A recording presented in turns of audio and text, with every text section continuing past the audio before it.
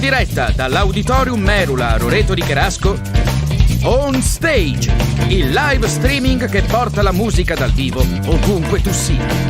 Siete pronti? Stiamo per cominciare!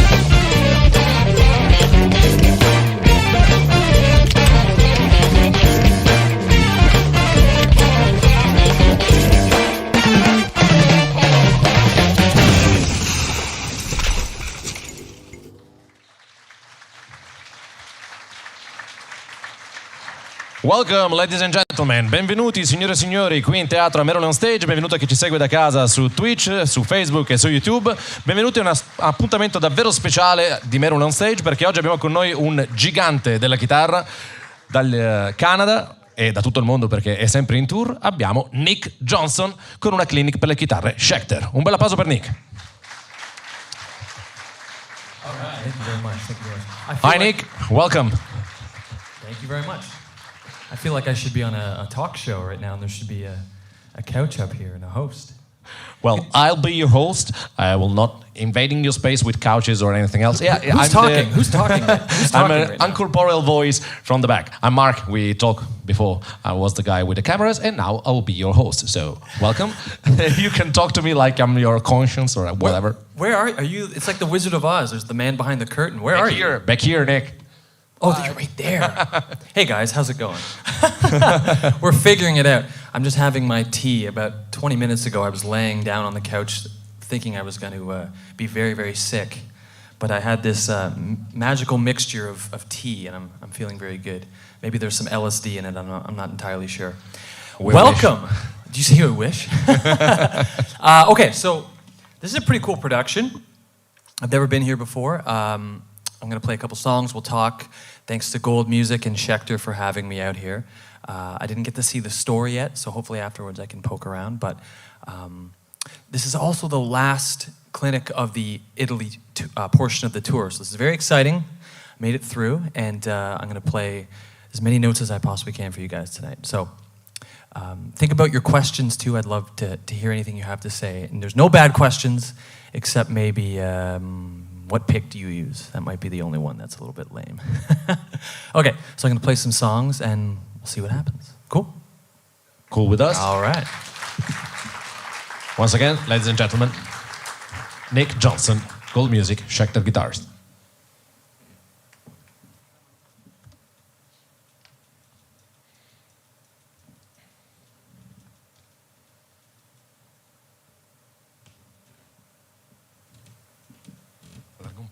The age-old issue.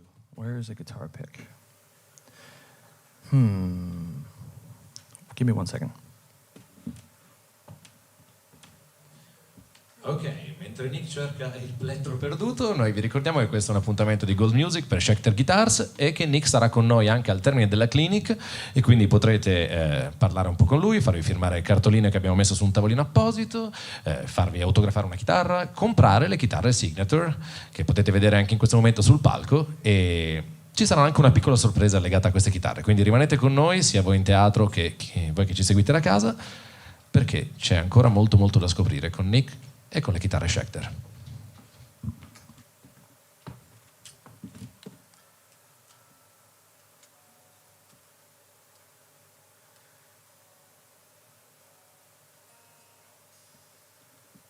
Hello to everyone who's watching on the live stream. I hope I look good on stage and you get my good side. I'll suck in my stomach as much as I can.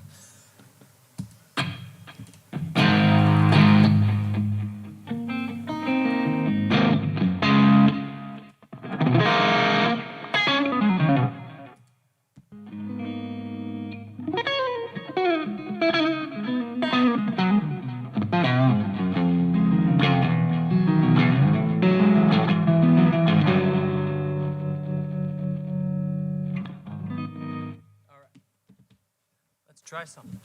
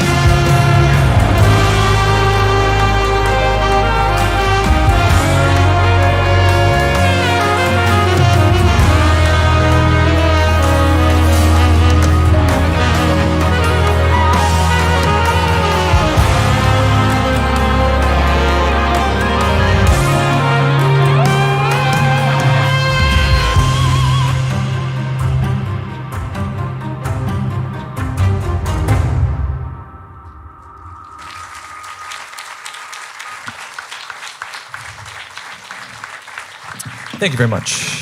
Thank you very much. Let's do one more.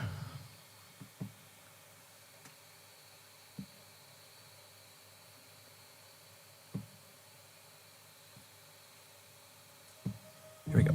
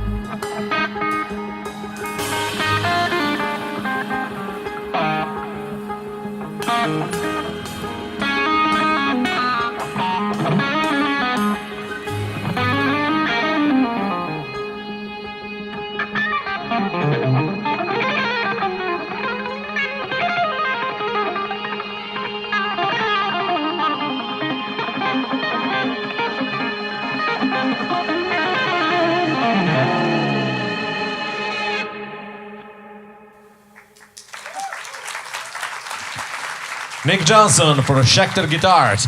Thank you again for being with us, Nick. I know you're unsettled by my disembodied voice. You're so loud. Oh, sorry. We'll remedy that. I'll try speaking slow, in a lower tone. I think you're enjoying our beverage, our special tea over there. I promise we didn't put any drugs in there. That's okay. I'm from Canada. Things are legal in Canada. Oh, that's good. That's good. I was thinking of moving there myself. So, for anyone, we'll talk about that. For anyone who is into theater and who's following us in a live stream, would you mind telling us what setup have you got for the last song that you played us? What are you using? Like, are we getting questions from the live stream? Is that? Yeah, they were asking. Ricardo was asking what effects were you using on your guitar on the last thing you played. Is there a camera on the floor? Can they see what I'm doing? Not really, okay. But we can trust you on this. Trust me. Well, there's nothing on the floor. I have no effects. It's straight into the amp. Per chi non parlasse bene l'inglese, da casa ci hanno chiesto. I'm just translating a bit. Okay. Per chi non parlasse bene l'inglese, da casa ci hanno chiesto che setup stesse utilizzando Nick per l'ultimo pezzo, quindi adesso ci spiegherà che effetti, che settaggi aveva per quello che ci ha appena fatto sentire. I'm sorry, guys. I'm very sarcastic, so I'll try not to be too sarcastic tonight. Okay, so I'm using. I got a neural DSP unit recently. They sent me one to try, and I turn it on, and whatever the stock. Patch. There's a little bit, I'll show you actually, there's a little bit of delay. There's some reverb. A little bit of gain, but I'm also using this angle, I'm not sure what it is actually. It's one second.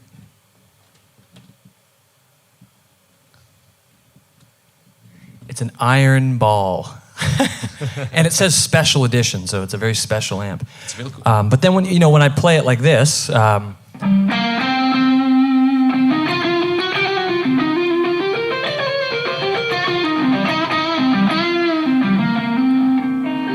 it's very good with low dynamic too, so you can kind of play.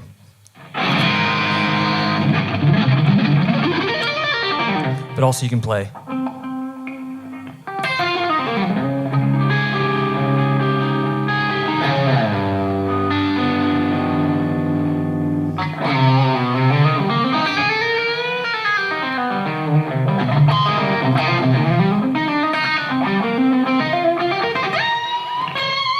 Very nice. So it kind of plays with the dynamics. I can hit a little harder. And I don't use a noise gate because then I kind of lose all that hand sauce. If that makes any sense. Good question, Ricardo, I believe it was, right? Yeah, exactly. Thanks for watching too, my friend. Does anybody in the room have a question for me? Se c'è qualcuno qui in teatro che ha delle domande per Nick, io sarò felice di tradurle e di comunicarle a lui. Però dovremmo in qualche modo avere... No, go ahead. You go ahead. Thank you. It can be about anything. What I had for lunch, technique, touring, music business, writing, theory. Don't be shy. I'm a very nice young man from Canada. I won't bite. If anybody has any, I have no idea when I'll be back. So please, if you have a question, I implore you to ask. Anybody out there?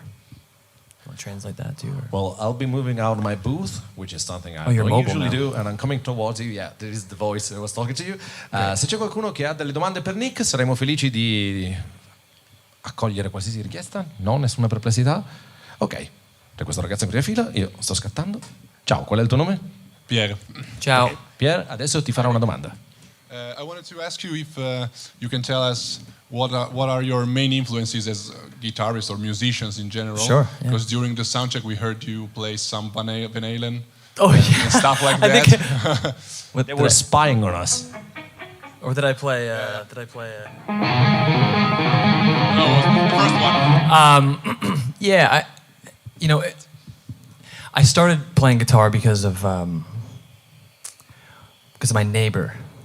I was 13 years old. I don't know if that's young or old to start guitar, but it kind of really happened very naturally. I'm sure it's the same here in Italy as it is in Canada. I'm not sure. When you're 13, you're still in elementary school, and then 14, you're in high school, right? Correct? Same thing? Yeah, something like More that. More or less, okay. Yeah. So I was 13, and there was a neighbor that had just moved in. He was 14. And, at the time, 13 to 14 is like huge difference, right? He has a different group of friends, maybe some facial hair, a little mustache growing in. Perhaps he had back knee, maybe a deeper voice, I'm not sure. But I watched him when they moved in, I watched him take all of his gear into the house. And then I remember, you can hear him Canadian house, but you could hear him playing across the street. And I remember thinking, holy shit, that's a song. And He was playing. They sound pretty good, eh? Yeah. Anyway, He was playing Blink 182. That's what you're saying. That was your inspiration for starting. Yep. Anyway, I heard him playing guitar, and I went over and I did an analog text message where I walked over and I said, "Can I come watch you play guitar?" And he was very nice, and he said yes. And I watched him play, maybe like just playing some power chords. And I thought, I'm not going to swear too much. Holy jolly G. You can. It is PG. Okay, you don't need to talk as much, booth man. I got this. So I went over there and like I said, he was playing for me. And I went home and I begged my parents, "Can I have a guitar?" It was a hard sell because my parents saw that I was really, really terrible at everything. School, making friends, homework.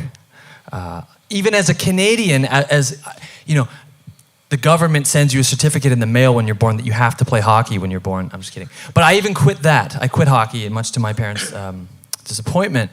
So when I begged for a guitar, they said, "Okay, let's get him the cheapest piece of garbage you can have, and he'll probably get sick of it within a week." But I started playing immediately 8 hours a day.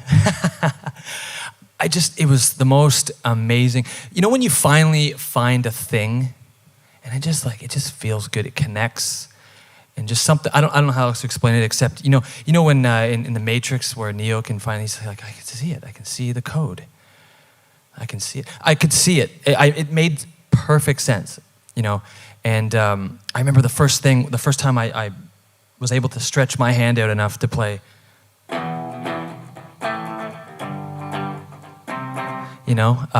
I wrote that right now. But I remember when, are we going to get copyright claim for that? Maybe. I remember it just all started to make perfect sense really, really quickly. So I would say my biggest influence was probably, his name was Fraser, and we still talk sometimes. I always kind of joke, "It's your fault. It's your fault." But after that, I discovered, all the classic bands that, a child of the 90s would discover. I'm 35, so I started playing guitar in 2000 when I was 13.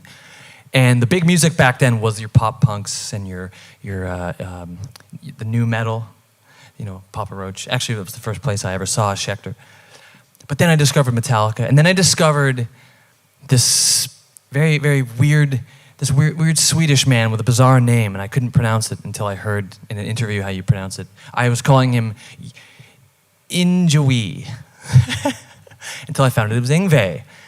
And I discovered Yngwie, and I heard him playing a song called, oh God, what was it called? It was a random one of his records. It was a song called Vengeance, classic Yngwie, off of Magnum Opus, and I heard him playing just a bunch of fast guitar stuff, and it completely, because there was no context. I went from this, that to this, or this, to like, how he plays. So it was kind of, it was almost like, floor 1 to 100 overnight. And then I discovered Eddie Van Halen. I always knew Van Halen, you'd hear him on the radio with Jump, but I didn't even know there was guitar in the band at the time. I just thought it was this weird front man with keyboard. And then Stevie Ray Vaughan was another big one I discovered. I had the double DVD of the Montreux Jazz Festival. What I loved about that DVD is in the first one, if you watch it, he gets booed off stage basically. But then the second one, he comes back, and after playing with David Bowie, and everyone's like, "Oh my God." It's a nice redemption arc. And then the final guy I really fell in love with, truly, was Jeff Beck. He was the last kind of guitar idol, and what I loved about him and what I really started to see in guitar players was the imperfection. Because when you watch Beck, you're going to get either like Mr. Sloppy guy that has been just working on his cars and doesn't practice, or you're going to get the almighty kind of genius of geniuses. And I love that. I love that you don't know who you're going to get. And I saw the Live at Ronnie Scott's DVD. I'm not sure if anyone's seen that. Show of hands, have you seen that? Live at Ronnie Scott's, anybody? Oh, guys, come on. Go home and buy it legally. Go watch that, seriously. It's unbelievable. Vinnie Colaiuta on drums, young Tal Wilkenfeld on bass. Anyway. And I saw him playing, and I was like, wow, and he's got the baby powder on his, he's got the powder, and so I was obsessed with that. And then after that, I kind of fell off with really following guitar players. And I was very much in a vacuum. I spent most of my formative years from, 13 to yesterday, playing 8 hours a day, and it was very much alone in my bedroom. My parents gave me the greatest gift. It was called isolation. And there I was just kind of left to explore and experiment and be really loud and, just play all day, all night. I still do that. I'm with someone, I'm married. My wife she's very sympathetic to that. She just go and whatever, just go do your thing. And every so often I'll hear something, like the last kind of compositional guitar playing I was obsessed with is Pat Metheny. You guys like Pat Metheny, anybody? Okay, no one likes Pat Metheny either. It's a tough crowd. You guys are very picky. And then from there, I just started playing with more people. I had a really hard time breaking out of my shell and playing in front of people. I wouldn't even let my parents hear me play. I wouldn't let my friends hear me play. I was just very self-conscious. So I started playing in bands, and I started kind of getting out there a little bit more. And then what really started to inspire me on a whole nother level was seeing people up close who had their own voice playing guitar. Even though they maybe weren't, for example, you go on Instagram now, you scroll, and you just see the most mind-blowing shit all the time. Which it's not real, it's like rehearsed and blah, blah, edited and blah, blah, blah. But you get on stage with these people and you just, oh my God. Like at the beginning of this tour a couple weeks ago, I was at a camp in Nashville. You guys know Nashville, home of basically the best musicians in the world. And I was on stage at this camp with an unlikely group of musicians. To my left was Brent Mason. Anybody know Brent Mason? One guy, 3 people, great. On my right was Tosin Abasi, bizarre. Okay. Tosin, the first one to get a woo. Tom Quayle was there, Mark Lettieri, Andy Wood, Greg Koch, all these great players.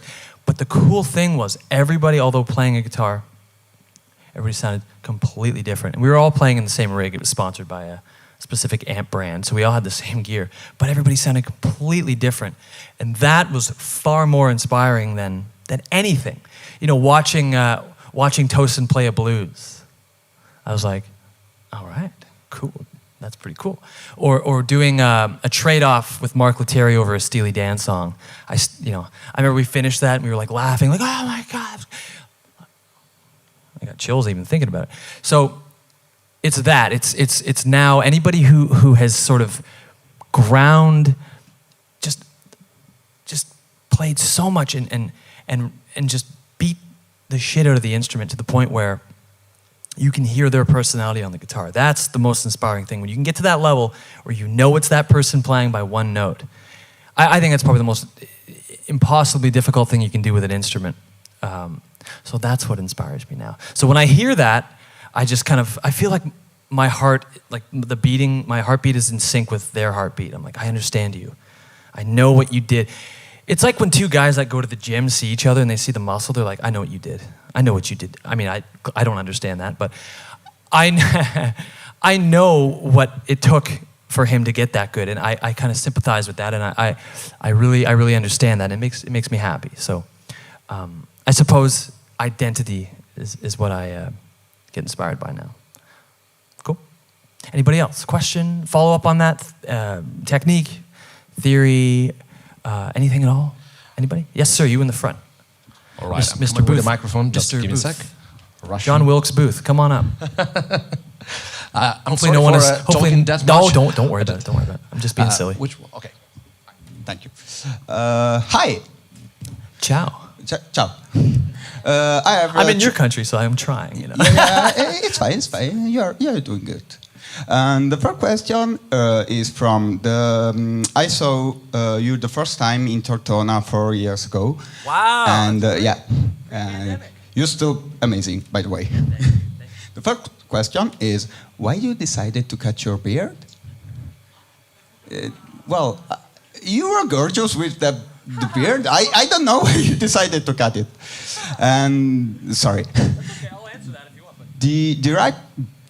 The real question is, well, as I said before, you were playing 4 years ago in Tortona. Hired you in that period, and I'm still here you now. And it's amazing because your style is continue to go up, and your composition style, not the guitar technique, well, that obviously, but also your composition style is more orchestral, more sound, more different. And the real question is, what happened in 4 years to make this happen, basically? Especially with the COVID-19 things. What a great question. Thank you. Great question. The beard before. Oh, the beard. Well, I don't know. The beard. I just got sick of it. It's hot. It's very hot. Like it's warm. It's very warm. Have you ever had a big beard? No, I don't have beard. You can't grow one? Is that what it? I admire your beard. You like the beard? Yeah. Okay. Yeah, the beard. I retired the beard. It is. I took it off, and it's on the shelf at home.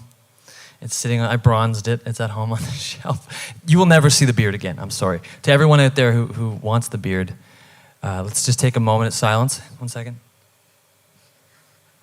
Silence, I said.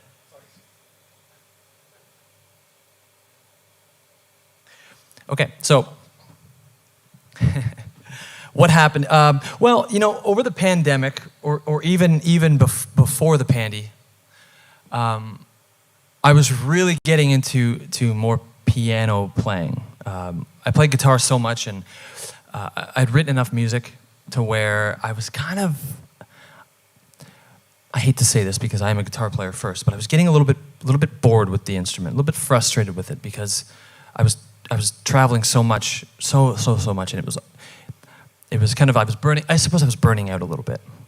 And the guitar doesn't actually scratch the itch of songwriting for me at all, in the least.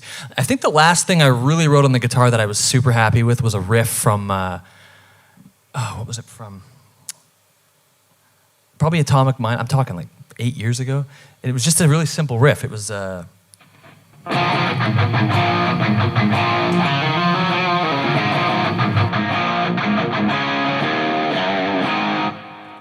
was like, that feels really good.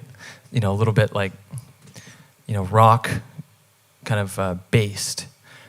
Anyway, so I had started playing piano when I was 18 years old. And I joke every time I talk about this that I play piano like my dad uses an iPhone. He's kind of like,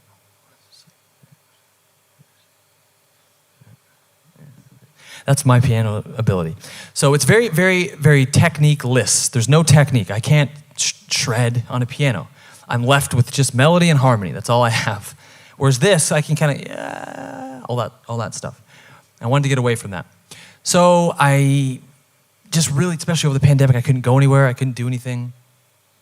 I just worked on that skill set a little bit more. And I started to just understand harmony a little bit differently. You know, I got into, you know, for example, having one note and trying to harmonize it in as many different ways as possible. Let's say I had a D, a simple D note. You know, which is it, right now it's nothing, it's just a pitch, but the second you put something with it, it becomes a thing. So if I put a B behind it, you know, so pay attention to this note. Right, you got that? So now it's a minor chord. Now it's a major chord. Now it's a dominant chord. Now it's a suspended chord. Let's try augmented. Now it's a minor 7 flat 5. Diminished. suspended. So I really got into the idea of trying to say a lot with very little. And that first song I played was kind of an example of, you know, almost trying to write like a film score piece. I got really into that. And that's now evolving too. I'm trying to bring a little bit more balance to the force with that. You know, for a couple records, Wide Eyes in the Dark and Young Language, I tried to write the score for the Blade Runner movie that never existed. So it was kind of like this big synthy-driven thing. And really, when you're in a position to take the guitar out of the equation, I'm not on a record label either, so I can kind of do whatever I want. You just tend to think differently, and you tend to be motivated by different things. And to be honest with you, guitar burnout was bound to happen after 20 years of playing to the point where you would look at the guitar and go, ugh. Like I spent so much time with the guitar that something had to give, something had to break. And it ultimately kind of brought me back in a nice way to where I pick the guitar up now and I'm like, yes, this feels really good. So it was just really putting it aside for a little while, And I think it's a really important exercise for every musician or guitar player is to try a secondary instrument, try something, because it's really humbling to suck again. It's really humbling to sit down or to pick up an instrument or try and sing or something, and you're terrible at it because it just makes you feel, oh my God, I don't know anything. I tried to sing. I joined a band. I started a band with my neighbor. He was, my neighbor We lived beside each other for, I don't know, all of our life. And one day I went over there and I was like, hey, let's write some music together. And then we started the band and we released an album and I sang on it. Whether or not you liked it is irrelevant. It was a very good exercise for me. And it just kind of humbles you and it makes you a better musician. It makes you listen differently and it makes you think differently. Ultimately, you're hearing that now boil down into my instrumental music. Cool? Okay, so I'm going to play another one and we'll talk a bit more. All right.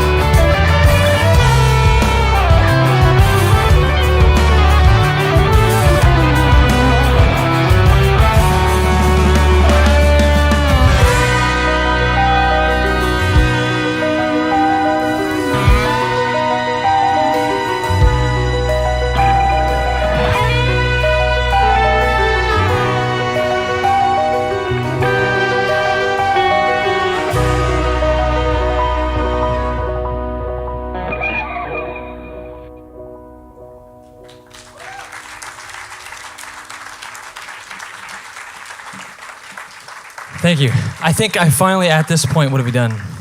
8 or 9 clinics at this point? I think I finally figured out that middle section.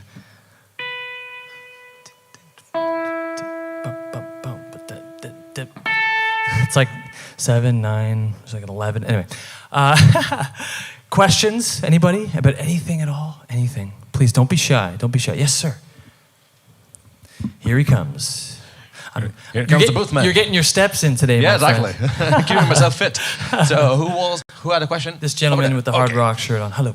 Hello. Hello, sir. What's your name? Pierre, me too. Another Pierre, another question. I think that your music is really, I don't know, cinematic in kind of. So I would ask you, would you ever like to make a soundtrack for a movie? Yes, absolutely. I already know what you're going to say. Yes. Does anybody out there have an offer for me? Yes, of course. Absolutely, yeah. And if yes, what would it be? Well, you know, I'm kind of creating this little thing for myself. I'm doing these little I call them little journals. I already put the first one up on my YouTube page if you haven't watched it yet. But I'm going to do one about this tour. And I'm kind of creating a little opportunity for myself to score my own little videos. So I'm trying that first. In terms of what would I want to do, something science fiction, for sure. I have a Moog 1, the keyboard. I want to just like make it sound like I'm piloting a spaceship into a black hole. That's really what I want to do. So yes, 100% yes. But I'm also conflicted because I hate deadlines. When I was 18 years old, I got an offer to score a video game, and I took the offer, and I had 1 month to do it. And if you think I'm skinny now, you should have seen me after that. I was on death's door. And then ultimately, the video game didn't get made. So I was like, fuck. But yeah, of course, I would love to do that. I've also just been told I have 1 song left. So I'm going to play it. If you didn't get to ask a question, I apologize. But I'm going to be doing a signing after, so please, let's do a little follow-up. But guys, you were wonderful. Thank you so much. I'm going to play one more song off of Remarkably Human. And thanks again to Gold Music and Schechter for having me out. Seriously appreciate it, guys. Thank you so much. Thank you.